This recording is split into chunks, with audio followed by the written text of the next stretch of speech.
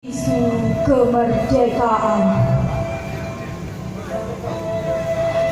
Kutulis perlahan sajak bisu sang negeri. Goresan pena letih malam ini, bercerita tentang sajak-sajak biru. Kau tahu, setiap jengkal negeri ini selalu diwarnai merah darah para pahlawan. Maju berperang para panglima gagah perkasa, Serikandi Aceh menusuk rencong ke tubuh Belanda bengis.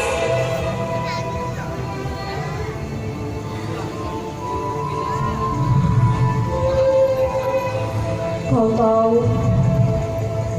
setiap jengkal negeri ini penuh dengan tetesan air mata sang ibu melepas sang agam perkasa untuk syahid di medan peperangan. Pulang tinggal bisu menjadi seonggok tubuh tak bernyawa,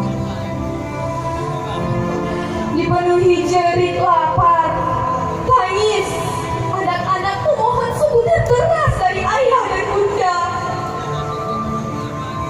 Menahan dingin malam berusuk tulang, berbayangi rasa takut, malaikat maut di ujung mata. Lalu tahun 45, sang saka merah putih berkibar indah di langit negeriku.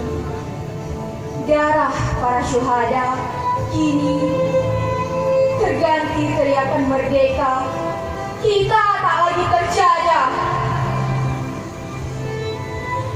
Namun kini nyanyian bisu kemerdekaan mulai mengandung senju.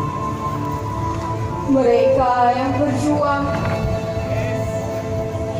kini telah menjadi tulang belulang, menyaksikan kisah biadab anak negeri yang tak tahu malu. Sampah bertebaran di bumiku, narkoba merajalela, muda-mudi asik dengan cinta. Sang pejabat buncit hobi korupsi. Para politikus terus berjanji manis, lalu menusuk rakyat dari belakang. Tikus-tikus berdasi kini kembali menjajah negeriku. Apa itu? Pantaskah kita berharap banyak kepada mereka?